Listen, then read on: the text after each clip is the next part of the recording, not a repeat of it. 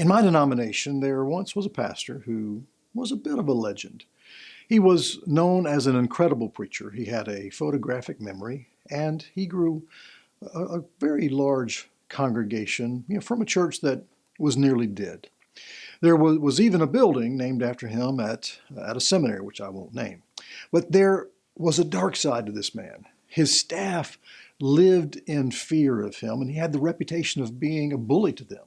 And his track record for firing staff for the most petty, simple reasons was spoken about all over our denomination.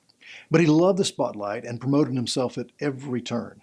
After years of being the leader of this church, he was eventually pressured to retire, but he negotiated an arrangement where he would mentor the next pastor. The only problem was the next pastor did not want to be mentored or need to be mentored by him.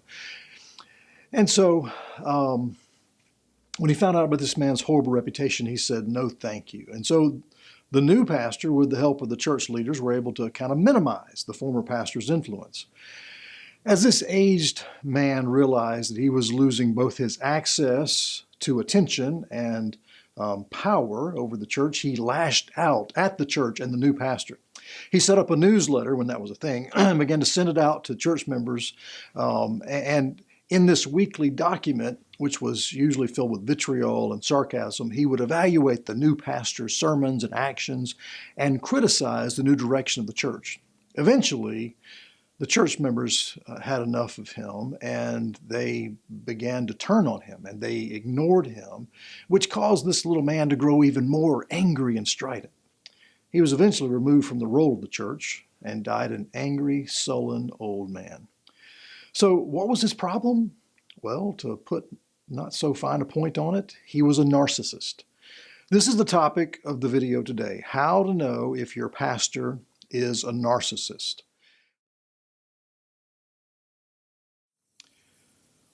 So this is the Church Files, and I want to thank you for joining us. I took a couple of months off from my video work, but today we resume with an unfortunately dark topic. Narcissism at the top of church leadership is fueling some disturbing trends in churches today. It is the source of the new speaker-centric model that's becoming the preferred way of growing churches. Narcissism drives the increasing trend of pastors plagiarizing sermons and books. It's the engine behind the shallowness that is being found in churches, where people attend to hear a celebrity shepherd, but are never really challenged to grow deeper in their faith and more fervent as a disciple of Jesus Christ. And it is the primary reason for the growing termination culture in churches, where staff members are dismissed as if they are just spiritual migrant workers by some CEO type of autocrat who governs the church with a whip rather than serving with a basin of water. The Apostle John warned us about this when he identified a church leader in the early church. I think even at the start of the church age, we are now given a glimpse of the types of people who would seek to lead churches out of self-interest. Listen to John's words in 3 John verses 9 and 10.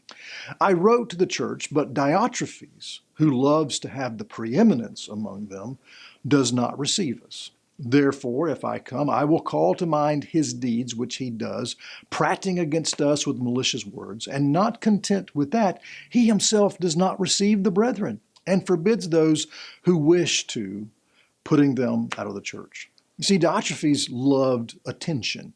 He didn't want accountability. He was secretly vicious to other leaders and dismissed people who were a threat to his power and prominence. He was a narcissist. Sadly, the spirit of Diotrephes is alive and well in the modern church, and it is that spirit of narcissism that we're going to talk about today. So what has caused this rise of narcissism in our church leaders today? Well, let's consider this and let's talk about that. So, never before has it been so easy for a narcissistic pastor to get into a church and get away with it. We are currently in an era where people are encouraged, No, they're expected to promote themselves, to jump on social media platforms with a carefully curated narrative about how wonderful and how great they are, and even, God forbid, create a YouTube channel, all to put themselves out there for everyone to see. And while that is a problem that results in many pastors expending their emotional and their spiritual energy on self-promotion, this is not what I'm talking about. I'm talking about true narcissists who have infiltrated church leadership as elders, pastors, and they use the bride of Christ as a place to get their narcissistic supply. So I'm using that term in a clinical sense. So there's a vast difference between a person who has been, pulled into this culture of egomania that we see today, where they promote themselves, all because society demands it. And there's a difference between them and a true narcissist. Someone with the personality disorder of narcissism is often undiagnosed and simultaneously rewarded for their behavior and for that condition. So as a result, they rarely get confronted or receive any help. In a word, their narcissism opens a lot of doors for them. It makes them usually very successful, and they are always highly driven individuals wanting to succeed and make themselves look good. But the problem is, on their way to all of this achievement, they leave a long trail of carnage and heartache behind them. So in the interpersonal relationships that these people have, they cause tremendous devastation. And there's a lot of videos on YouTube where you're related to the effects of narcissists, and what they have on spouses, work subordinates, children, etc.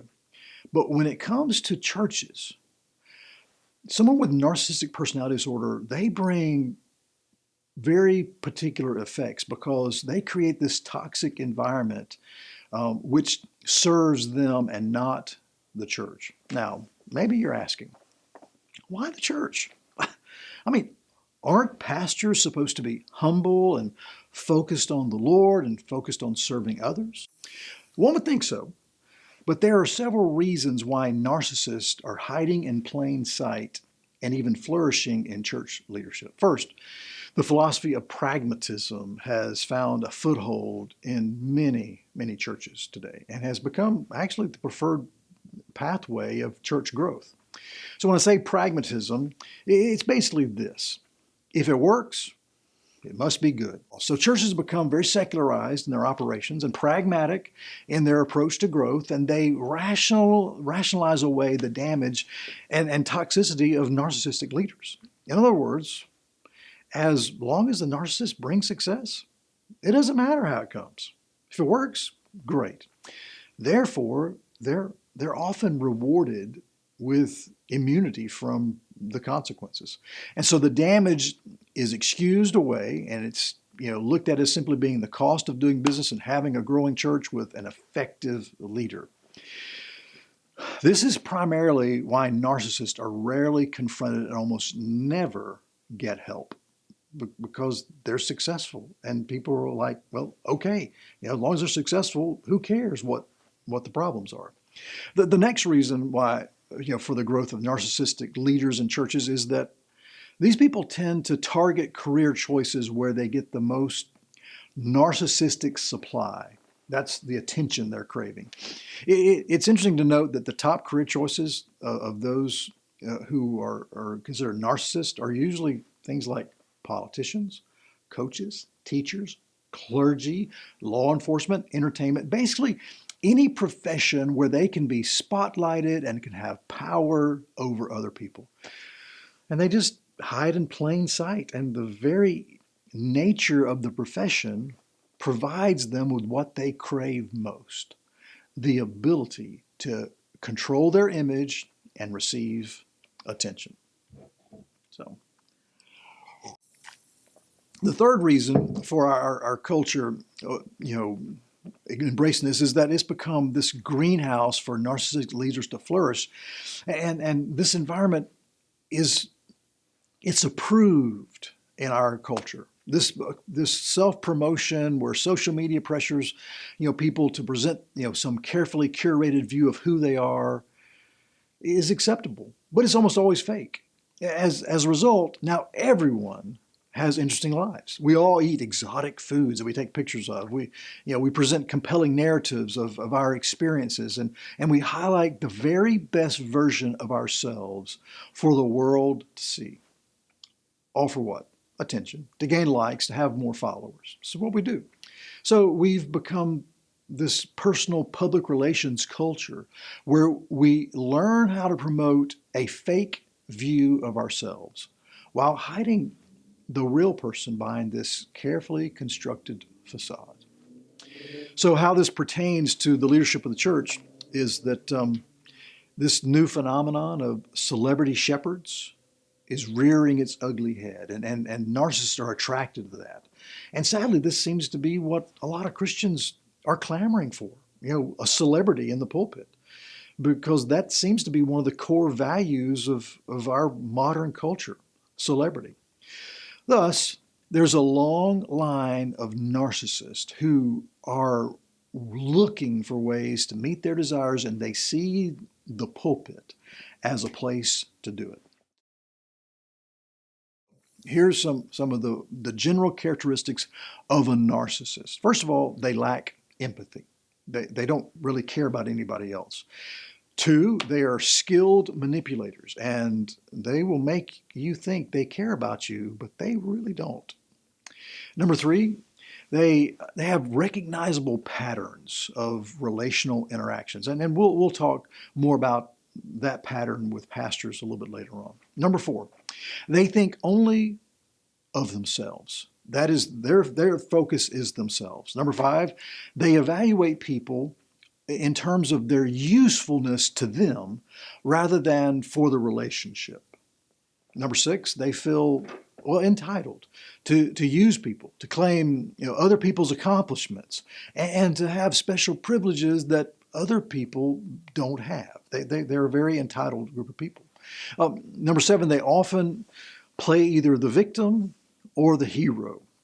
Number 8, money is usually an addiction, and they obsess over money, and they will also use money as a way to manipulate other people. Number 9, they tend to accumulate a group of devoted followers around them.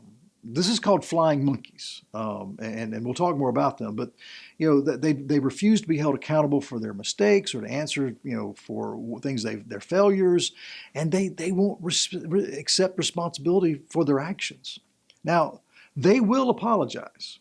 We'll talk more about that, but it's usually in a way that makes them look good and is manipulative. So number 13, I believe, is the next one. They refuse to recognize that they need help or that they even have a personality disorder. They can't fathom that. 14, they believe they're superior to other people. And of course, they seek validation of that belief. Number 15, they make everything about themselves. The world seems to revolve around them. Number 16, they have no remorse for exploiting others. They believe it's their right. Number 17, they are preoccupied with their appearance and preoccupied with their status as well.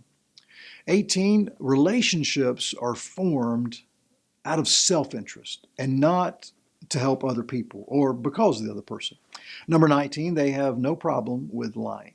This is just a part of who they are. Embellishing stories, exaggerating accomplishments, telling lies, no big deal to them.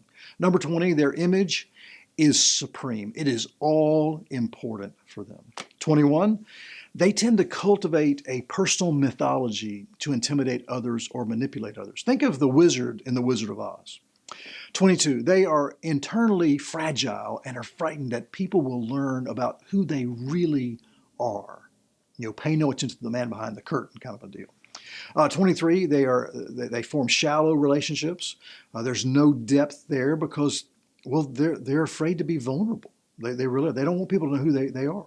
24, boundaries and rules are for other people and not for them. And they will easily violate your boundaries because they think they're entitled to do that. And 25, I believe this is the last one, little people, or those who cannot help them advance, are usually ignored and mistreated. They have no time for them. All right, so now that we've looked at some of the general characteristics of a narcissist, how can you know or how can you tell if your pastor is one? Well, to begin with, identifying a narcissist involves two things: proximity and patterns. First, proximity. To identify a narcissistic pastor, you must be in their sphere of influence, which means you have to get close to them. Think of it like a hurricane. If you're 1,000 miles away from a landfalling hurricane, then all you're going to get are maybe some gentle breezes and some occasional rains, as opposed to being in the path of the storm, where you feel the full effects of the gale force winds, the rising storm tide, and the torrential rains. The second indicator is patterns. Proximity, then patterns. It's important to note that just because a leader fits a few characteristics that I'm going to mention, it does not necessarily mean that they're a narcissist. And so we don't want to unfairly judge or label someone. Just because a person has some poor people skills or even an ego problem, it does not necessarily mean that they are one of these people. With a narcissist, there is a consistent level of behavior over a variety of categories. I'm going to give you a list of major categories to help you figure out what you're dealing with.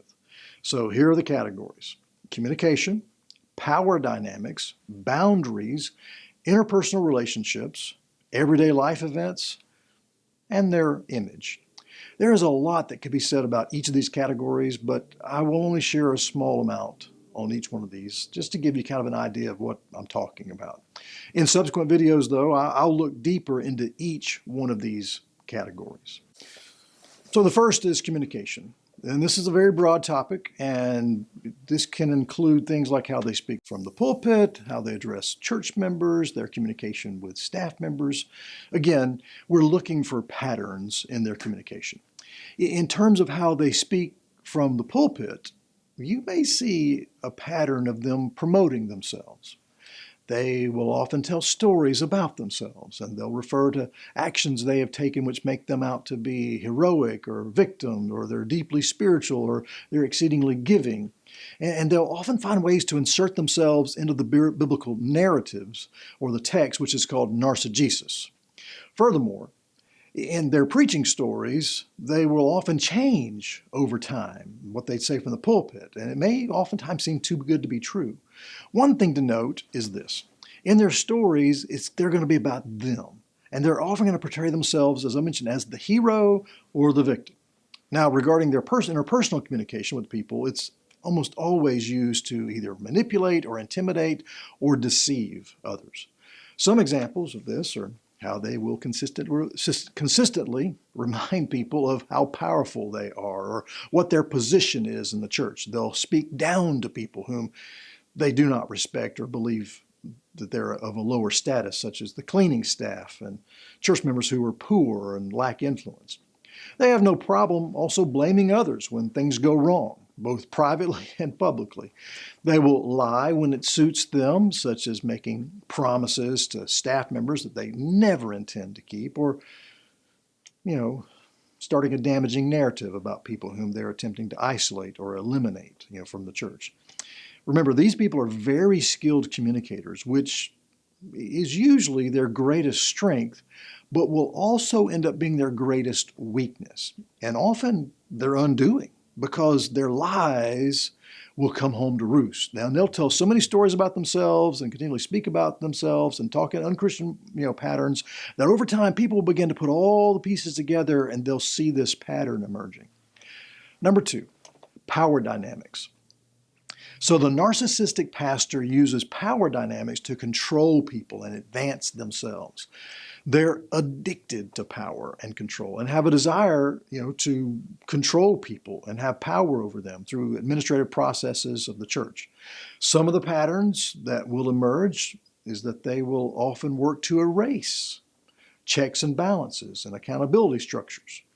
They detest being held accountable, so they will always trying to find ways to rise above that or eliminate those. For example, if they're new to the church and there are structures in place that brings a balance of power between the staff and the members of the church, they're going to seek ways to circumvent these structures, and they'll end up in a position where they hold all the strings of power. This usually happens over time and through strategic manipulation. They will slowly work to erode and rob the lay people of any decision-making ability. And they'll do this through a consistent campaign of insisting that they need more power in order to lead the church and to grow the church. You've got to surrender these things to me. They'll build a cult following around themselves with people who will mindlessly support them and are too intimidated to confront them or challenge their plans of removing these checks and balances. For example, if you have a congregational church that hires ministers through a committee, the narcissistic pastor will seek to change this, where they are the one who exclusively hires and fires without the input of any group or other person, so that they have absolute power over people. Most lay people will not know how unbiblical this is and will probably just agree with it.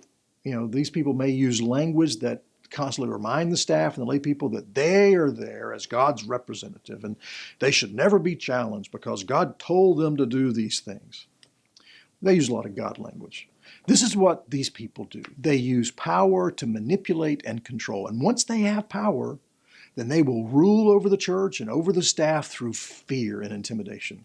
I've known pastors who were delighted that their staff lived in fear of them because of their powerful position. When they would walk, into a room, people acted as if Darth Vader had walked in, and the staff would be intimidated, and no staff member or lay member would ever dare challenge them or disagree with them publicly. Rather than being grieved that their brothers and sisters lived in fear of them, they relished the idea. It made them feel powerful. I've heard with my own ears pastors who have used intimidating language designed to remind the staff of just how powerless they were next to him. I listened to one pastor tell the youth minister from the pulpit that if he didn't do his job, he would soon be fired. Another guy told his staff, "Hey, we're not a family, we're a team. You don't fire your mama, but I can fire you." That was just a demonic way to remind them of just how powerless and little they were and how much control that he had over their lives and ministry. This is not the language of Christians. You don't find that sort of manipulation, those tactics in the pastoral epistles of Paul, where Paul is teaching the elders, the church, how to lead. Elders were taught to lead out of love and with patience and long suffering. They were to nurture their people and not seek to control them. Their aim was to be a servant and not some religious autocrat. But the real problem is these people are not confronted by church leadership because they often create an environment of intimidation where they are free to harass and injure their brothers and sisters, and in the process, it ends up harming the church. One final thing about power dynamics. A narcissistic pastor is usually addicted to money and will use this as a weapon. They can easily justify them having this large salary, but they don't want their staff to have a salary near theirs because that would diminish their exalted position. They also will use money as a tool to leverage and control the staff who are under them. They'll do that through salaries and things like that. Number 3, boundaries. So a narcissistic pastor does not recognize boundaries like most people do. They have no problem stepping over the fences that we all have in our interpersonal lives. How they do this could involve anything from the sharing of private information about a layperson or a staff member in public, making inappropriate demands of staff members, asking for favors from the laity that are awkward for them to say no to, or ignoring workplace standards like overtime and legal compensation. Furthermore, they have no problem taking credit for other people's work. In their mind, they're entitled to do this. They feel entitled to plagiarize sermons and books and articles and illustrations. They won't give other staff the credit for their ideas, or they will come in and they'll Bigfoot a project that a subordinate has been leading, all to make it seem that they were the one doing it. They do not feel that boundaries should ever apply to them. Number 4, interpersonal relationships. So this is where the real damage takes place. As a narcissist, these people do not see other people for their intrinsic value as people. And in the case of our faith, as brothers and sisters. They view people in terms of their usefulness to them. They evaluate church members as what they can do to enhance their image or to bring them attention. For staff, it's all about their usability to them. That's why they keep saying they're a team. They simply are not interested in people as a minister should be, to build them up, to support them in their faith. What some relational clues are that your pastor is a narcissist would include things like, is there a revolving door of your church where members are always exiting and staff members are leaving constantly? Do staff members suddenly vanish or are disappeared like they lived in the Soviet Union years ago and they just vanished without any explanation? Do people seem to move in and out of favor with the pastor? Do staff members quit and look for other churches on a regular basis? Does the church use things like non-disclosure agreements to control the narrative of the exit of a staff member? When staff members are terminated, do they ever get the chance to defend themselves?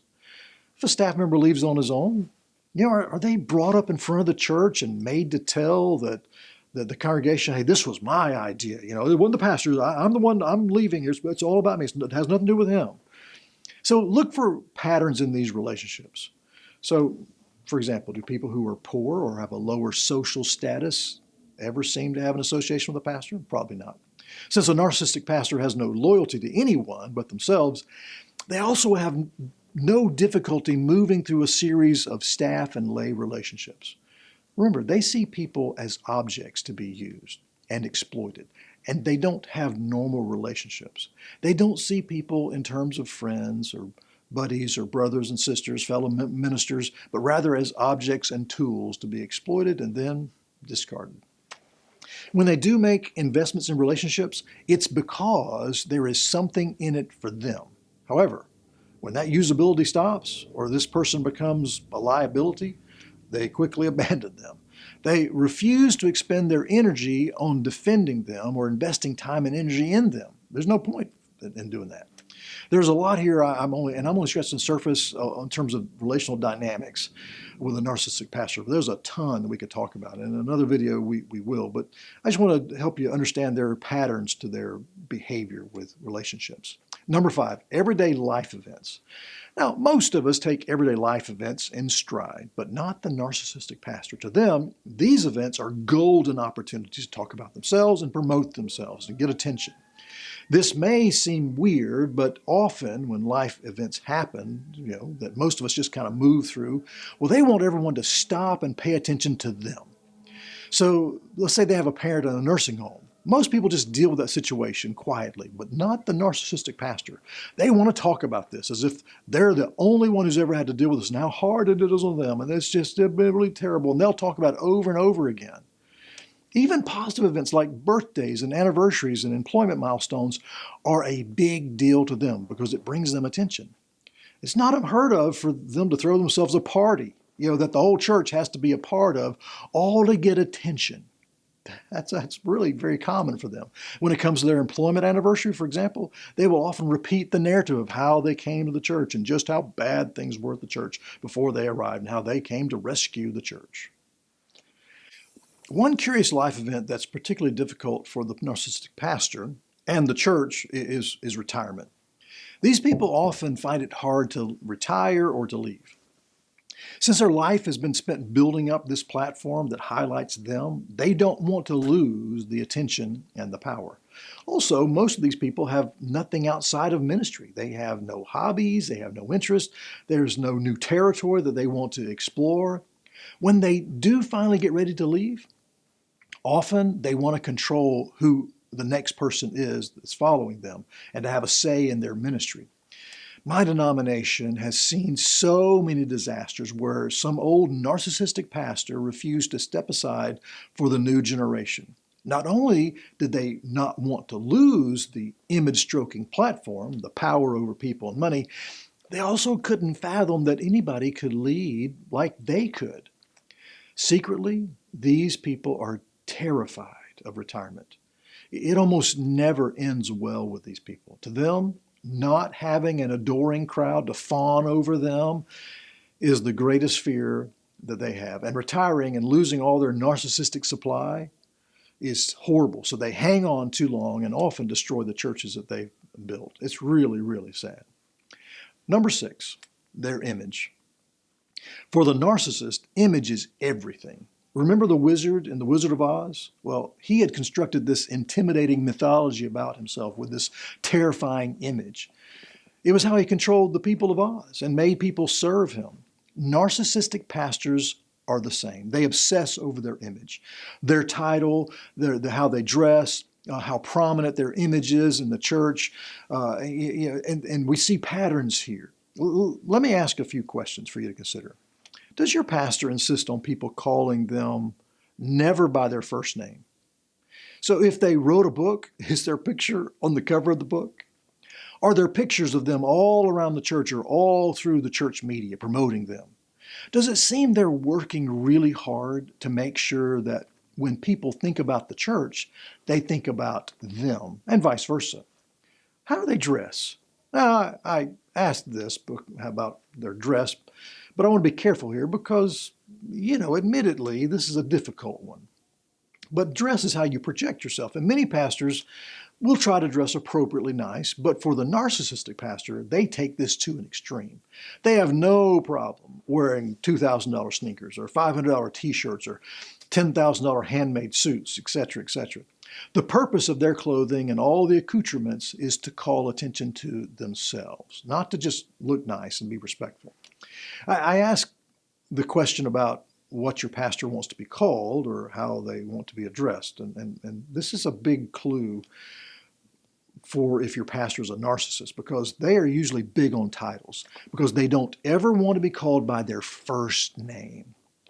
To do that brings them down to everyone else's level and makes them seem common. Remember, as a narcissist, they want to stand out. They want to be seen as special and unique. Their title provides a sense of uniqueness and social elevation that they crave. Therefore, they will insist on being called doctor or elder or pastor, etc., but never by their first name alone. Strangely, there's another curious speech pattern that relates to their image. The narcissist, the pastor, narcissistic pastor, will often refer to themselves in the third person when speaking publicly. Now follow the pastor as we look at the book of Acts, or the preacher today is speaking on the topic of blah, blah, blah. This is their way of calling attention to their special status, their office, and cementing their image in the minds of the hearers. So there's a pattern that narcissists have with dealing with people, and the same is true for narcissistic pastors. So here's I'm going to give you kind of the typical pattern when it comes to relationships. And I know we talked a little bit about relationships, but I want to go a little deeper into this. And see, the difficulty with seeing patterns is this always involves the problem of proximity. For example, for the ordinary church member, they may see the results of a narcissistic pastor, but not the pattern. They may notice when church members who were once close to the pastor abruptly leave or seem to fall out of favor, or when a staff member who once had a close relationship with the narcissist just vanishes and they leave for unknown reasons. To the casual observer, they probably see a winsome, charismatic, engaging, but maybe slightly egotistical public persona in the narcissistic pastor. It's very easy for these people to believe that the person they see in the pulpit is the real person. But tragically, this is where they're greatly deceived, which is the major objective of the narcissistic pastor. Ultimately, they want to fool as many people as possible and have a bunch of adoring fans that they can keep at arm's length. This is their goal for the masses: adoration without intimacy and closeness. Remember, the narcissistic pastor is horrified at the idea of being alone or not getting attention, but equally terrified of the idea of being intimate. So they use coping mechanisms of false intimacy, through the use of a carefully curated self-image. They will manage the narrative of their image to the general public. They'll project this carefully curated public mask they're preaching in social media, and their personal advocates who will go out there and represent them, their devoted fans, so to speak. What they do is create this inseparable association of their identity with the church's identity, so that when people think of the church, they think of them. And that creates this myth of them being indispensable to the growth and existence of the church. Naturally, all this is completely opposite of the biblical model of a pastor who seeks to decrease their image while increasing the image of Jesus and the name of Jesus, and creating this inseparable association of the church with Jesus and nobody else.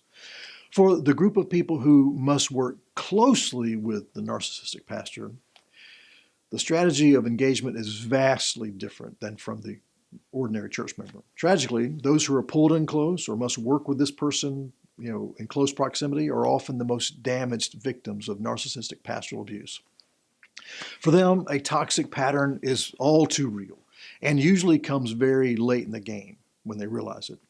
For the church member, a narcissistic pastor is only going to try to get close to them when they sense that you can do something for them and you can meet their narcissistic needs, you can enhance their image, you can provide a financial boost for them or the church, or you can protect them from exposure or do unique favors for them. And so they're going to try to pull you into their little egomaniacal world in subtle ways, and they'll make you think that they value you as a person or they have a sincere interest in your spiritual growth. In reality, they don't value you at all. They don't care about you for you. They don't want to invest in your spiritual well-being. They're only interested in what you can do for them. Now, if you're a staff member, then you are in a particularly precarious position. The narcissistic pastor sees you as a tool to be used for their success and for image enhancement. In their mind, you're not a person, but you're just a resource to be consumed. This relationship may start off as being what you think is mutually beneficial, but it always ends up being one-sided in that you will expend vast amounts of energy supporting this person, and they're going to give you very little in return. And here's the thing.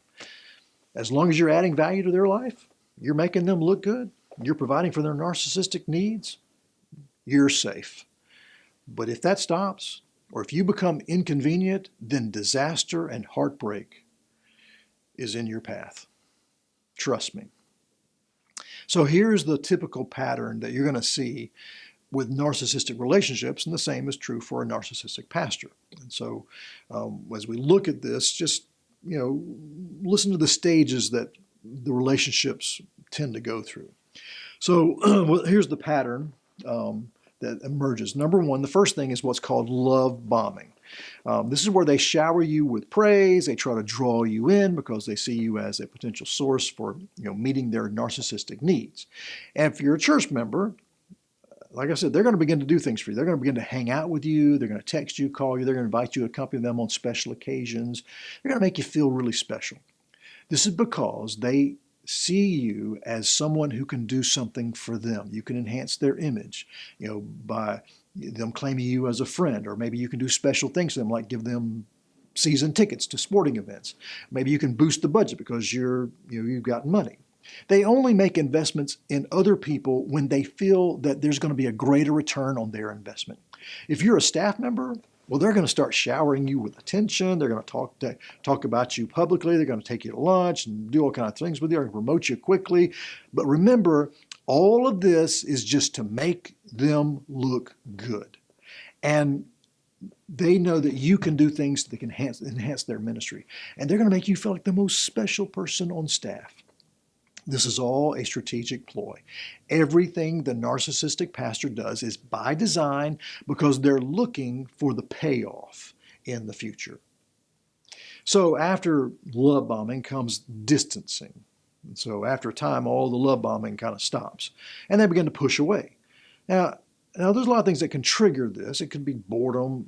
Maybe they found another source of their supply, or they want to, push away to see if you'll pursue them because they kind of get a thrill out of these mind games. Naturally, the target of the narcissist doesn't understand this.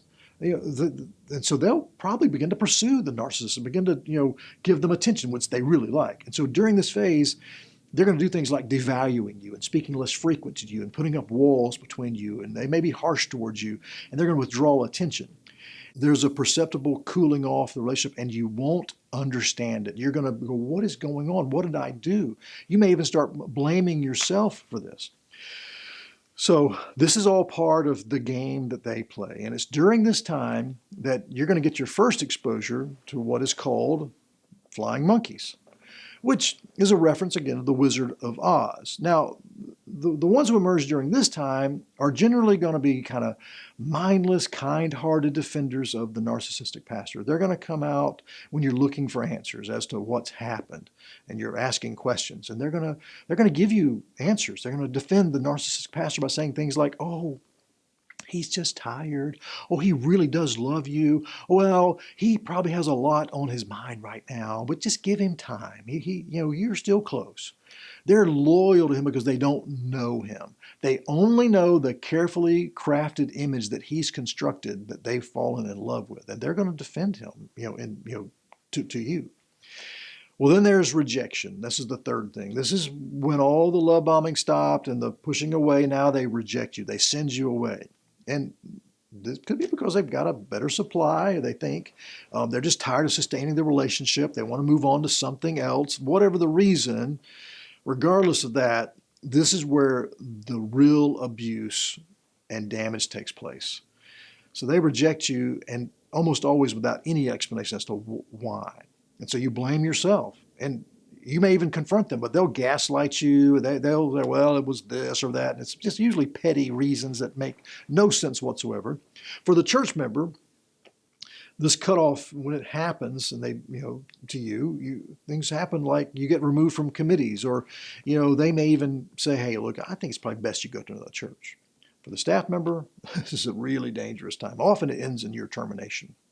And it's usually for ridiculous reasons. And it's done in harsh and uncaring ways. They'll treat you like you were never a friend, never a co-worker, especially not a brother or sister in Christ. Here, though, is when another group of flying monkeys emerge, and they're very aggressive. These are not the kind-hearted defenders of the narcissist. No, this group's out to seek and destroy you. In their mind, you are the problem. You must have done something to deserve this. They cannot conceive that their precious pastor has done something wrong or there's something wrong with him.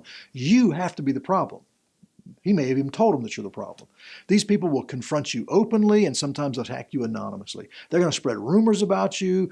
They're going to look for anything to justify your rejection. They have completely and hopelessly bought into the personality cult of this narcissistic pastor, and they've become his enablers of this horrible behavior. Tragically, they don't even know that they're in this position. They don't realize they're being used and manipulated.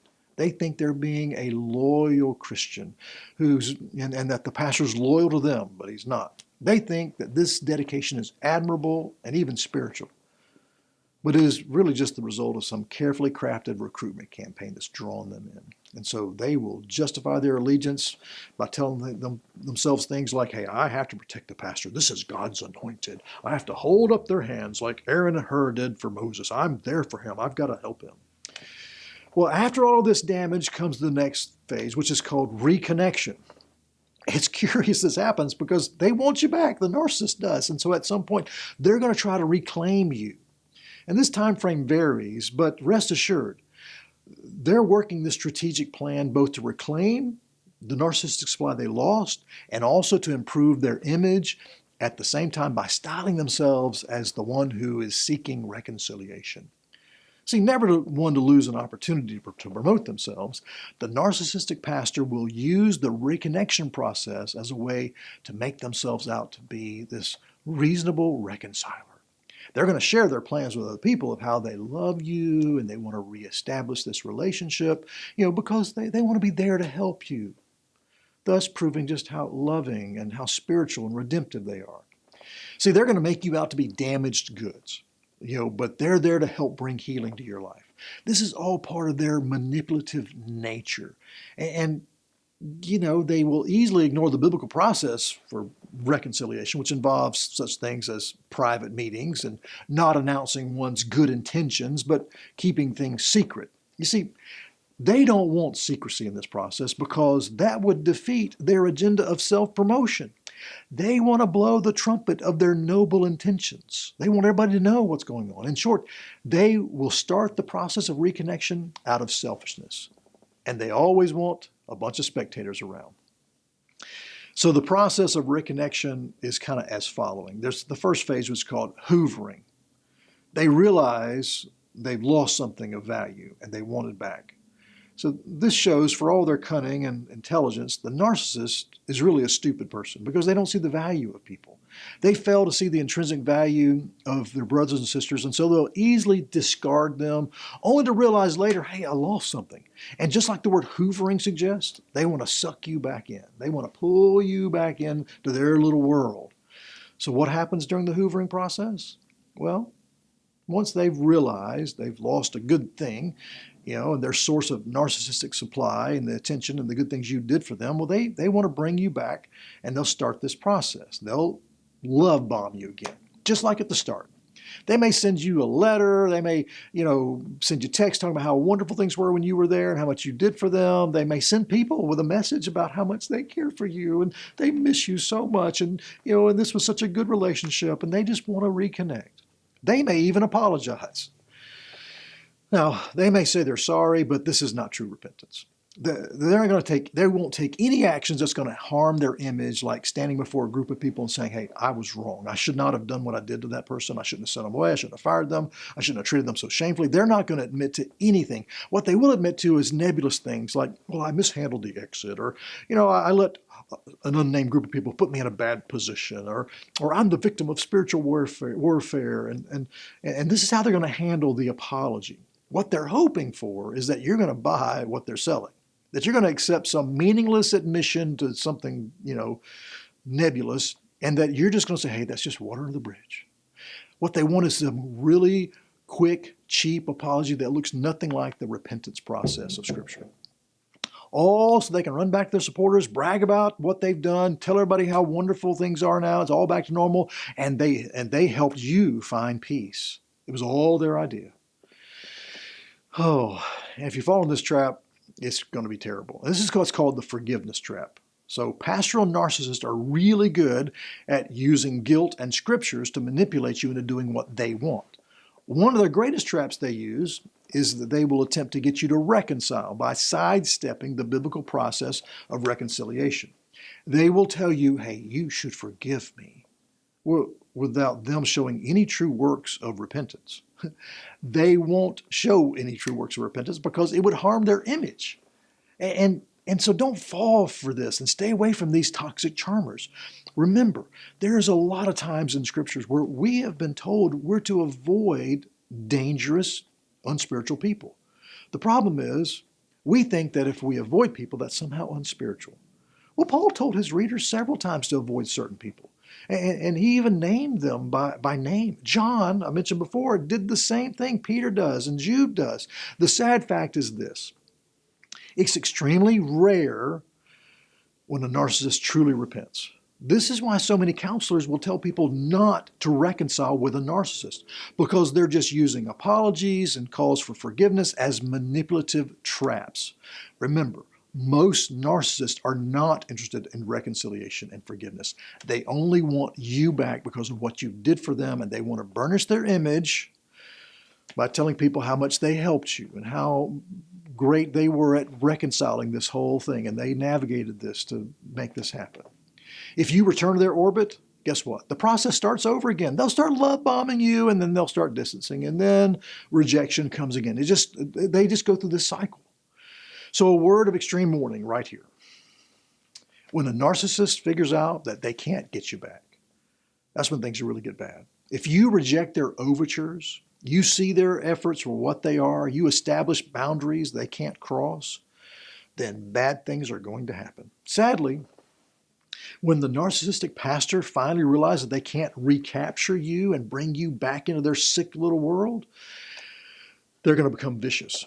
There is usually nothing that you can do about this, and what happens next, you've just got to trust the Lord to protect you. You must be fully at peace with allowing your reputation to be damaged again. Here are some of the ways they're going to retaliate against you for not being pulled back in, responding to their hoovering efforts. So the narcissistic pastor, they're going to seek to destroy your reputation. They're going to try to harm you. They're unspiritual, they're unchristian. They're going to spread rumors about you or let rumors continue to be unchallenged. Well, this is what they did before and they're still doing that. They're going to tell people how unreasonable you are, that you rejected them. Their honest attempts, their good faith attempts to reconcile, that you're not interested in that because you're not a godly person. They're going to send their flying monkeys again to assault you with accusations like, how could you be so unkind? The pastor loves you so much. How could you treat him like dirt? You can't even call yourself a Christian if you won't forgive them and reconcile. And they're going to gladly publicize their apology strategy to other people by saying things like, hey, I said I'm sorry. That should be enough. That person, they're just too sensitive. They're just unspiritual. And do you think it ends with all these things? No. They don't give up, because they can't conceive of a person rejecting them. So their campaign will continue even though you've established boundaries which they don't care about. So they're going to continue to send you cards and letters and texts, and flying monkeys are going to come around, all so they can tell their supporters just how much they love you and how they continue to try to reconcile, and you're just unwilling and unspiritual. You see, they're going to use you setting healthy boundaries as a means of improving their image as a loving reconciler that's been rejected by you. They're truly diabolical people who need help. So, how to close this episode? This has been a big struggle. And I want to end with some concrete steps that you can take to address this situation. But I don't want to give unhealthy or even unspiritual advice. So your actions must be guided by the Holy Spirit. And remember, each situation is different. And some are salvageable, others are not. There are so many layers to this in terms of dealing with a narcissist. It's hard to have a concrete plan, but I'm going to give you some basic advice. I'm going to address two groups in this process. The first will be for those who are church members. You begin to think there's something wrong with my pastor, and you maybe understand he's a narcissist. Well, I'm going to tell you, from my perspective, what you must do, and then give you suggestions on what you might do. The second group I will address are those who have been pulled deeply into a relationship with a narcissistic pastor. These may be lay people or staff members. These are people who have been severely impacted by the toxic nature of the relationship. They may have been fired. They may still be there. So the first group, now if you're a church member and you've begun to say there's a problem here, maybe you've discovered he's a narcissist, this is what you must do. First of all, you got to pray for them. You do. Don't just walk away, pray for them. Number two, you need to privately confront them as the Bible instructs. When you do, share with them the things you have observed. Be specific and give concrete examples. So you need to do this. Number three, be aware of manipulative behavior that's going to come. And this may be when you confront them, they're going to give excuses. They may gaslight you. They may dismiss you as a troublemaker. They may direct anger at you for daring to confront God's anointed. Or they may try to pull you in close with their affections. Oh, thank you so much. Or they may send a bunch of flying monkeys out, to confront you and to go after you. They may just say, hey, get out of here. Go to another church.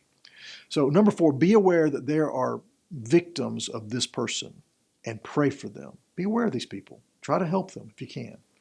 So here's some things that you might do.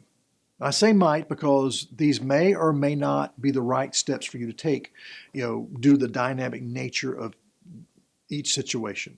And so I don't want to give advice that's going to damage your church or create some ungodly conflict. So you tread prayerfully here. Number one, you may need to leave the church and find a healthy church with healthy leadership. You see, the narcissist may be so entrenched and so well guarded by the power structures that they've engineered, that you have no chance of bringing them to accountability and changing the church and helping them. Number two, you may be able to find others in your congregation who have come to the same conclusion. And this can become a support group that prays for the church and for each other and for the pastor. In some ways, this group can almost become a missionary type group in a hostile place where you're constantly looking for those who have been suffering under the sinful effects of a narcissistic pastor. and you quietly render aid and spiritual support to these people. So again, this should not become some guerrilla type movement that tries to foment some insurrection against the pastor or against the leadership.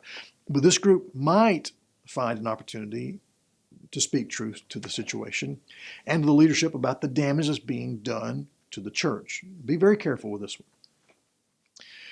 Number 3, you may feel the need to reach out to former staff members who were dismissed, and you may want to hear their story.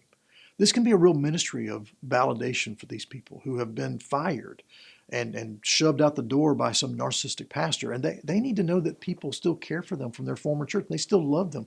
And they actually want to hear their story. Be aware, if you hear their story and discover sinful behavior that took place against them, God may call you to bring this to light. And that can cause problems. So just be aware of what you're getting into if you decide to do that. So the second group are those who are in a close relationship with a narcissistic pastor and are the victims of narcissistic pastoral abuse, or you're in the process of that happening to you. And this is what you must do. Number 1, get counseling. Get counseling from someone who understands narcissistic abuse. Number 2, realize that you did not cause the situation. No matter what you've been told, no matter what the narcissistic pastor told you and said to you, how they blamed you, you are not the blame for the situation. They are. Number 3, understand that you may not be able to fix this. And they will probably not accept your help or accountability or counsel. That you won't be able to fix it. Number 4, realize that you are not dealing with a person where the normal rules of relationships apply. These are highly intelligent, strategically manipulative people who are desperate to maintain their narcissistic supply, their power, their authority, and they most importantly want to maintain their image. And they're going to say anything and do anything they can to maintain what they have. Number 5, if you're still in the relationship with them, then you need to learn all you can about how narcissists act and think. The more prepared and skilled you are at dealing with them, the better. You need to learn everything you can about these people. Number 6, again, if you're still in this relationship with them, then you must consider the possibility that this may end badly. If you're a staff member at a church with a narcissistic pastor and you see them moving through the relational pattern toward rejection, then you need to take action to protect your ministry, your family, your reputation. Do this before they decide to act against you. I mean, the time is of essence here. Number 7, if you experienced rejection and now they're trying to hoover you back into their toxic little world, then you need to draw some clear boundaries. There's a lot of great resources on dealing with these people when they're trying to reconnect with you. So don't be a victim here. There's a lot on YouTube about this topic, and it'd be well worth your time to watch some of these videos about what narcissists do to try to reconnect with people. So what are some things you may do, the second group? What's some things you might do? Number 1, if your reputation and ministry has been so damaged by a narcissist pastor, you may need to consider legal action. Now, I don't say that lightly. And I know what the Bible says about one brother suing another brother. But in extreme cases, legal action may be the only recourse to get a narcissist to publicly admit to the damage they've caused and bring restoration to your reputation. I've seen this happen. And the person whose reputation was damaged and destroyed was restored when the pastor was made to stand up publicly and admit to the falsehoods and the narcissistic abuse that they had committed. Number 2, you may need to cut all communication with the narcissist. That is not an unbiblical thing to do. Go look at Romans 16, verses 17 and 18. There are many times in the scriptures where the apostles commanded us to avoid and be separated from dangerous people. The narcissist will attempt to destroy those boundaries and insist on a fake reconciliation. More than likely, they're not serious, and they're not going to do true works of repentance, so don't fall for their traps. In fact, most counselors tell victims of narcissistic abuse, don't reconcile. I've said this before, don't do this, because most of the reconciliation efforts are just manipulative ploys. Furthermore, There's very few counselors who will even attempt to counsel with a narcissist. You want to know why? Because they are so manipulative and rarely see the need for themselves to change. You almost never hear of a narcissist who successfully goes through the counseling process and finds healing. It is really, really sad for them. Number three, if you're still in the relationship and things have not reached the negative phase and you choose to stay, then do so with the knowledge of who you are dealing with. You need to be well informed, as I said, protect yourself, manage the relationship, and keep it from turning toxic, which, may be out of your control. However, and this is what you may want to do, you may want to go ahead and secretly start developing an exit plan. Remember, if you choose to leave, never, ever tell the narcissistic pastor about your plans. They will not take it well. They will retaliate and they'll try to manipulate you. To them, they'll take it personal. Finally, if you're watching this and you suspect that you might be a narcissistic pastor yourself, then on the chance that you're willing to listen to the voice of the Holy Spirit and get help, find a counselor who does not know you and is not impressed with you and you can't manipulate. Understand, again, many counselors refuse to work with people with narcissistic personality disorder because the counselee is usually not serious about the therapy. In fact, many will use the therapy as a means of manipulating other people into believing they've gotten help. I'm different now, but they really don't want help. But if you really do, hopefully there'll be somebody out there who will work with you. In closing, I did this video mainly for the victims of pastoral abuse from narcissists, and there's a lot of them out there. Please know there is help for you. Ultimately, when a church is led by a narcissist, the entire church is damaged. Because rather than him spending his energy on growing the church deeper and closer to Jesus, he spends his energy diverting the church's attention onto himself. It is tragic for believers who become a part of a church, who invest their time, their talent, their treasure, their spiritual energy there, only to find out they've been supporting an egomaniac with an agenda to promote only themselves. It really is terrible, and they feel horrible, and they feel like they've been used. If this video can help lay people and staff members confront a narcissistic pastor or even escape from toxic churches that are led by these manipulative, pseudo-shepherds, then that makes me very happy.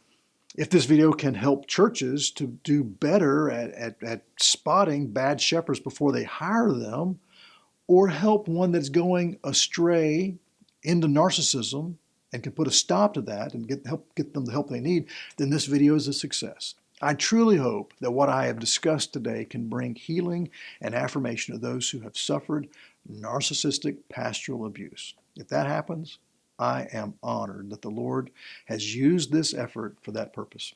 So this video has been just an overview. And there's so much more I could have talked about and wanted to discuss, but just couldn't because of time. But in the future, I'm going to be digging deeper into some of these topics in more specific ways. Well, until then, I hope that this has been a blessing to you. And I hope the Lord's mercy, grace, and peace is multiplied to you and to your church. God bless you.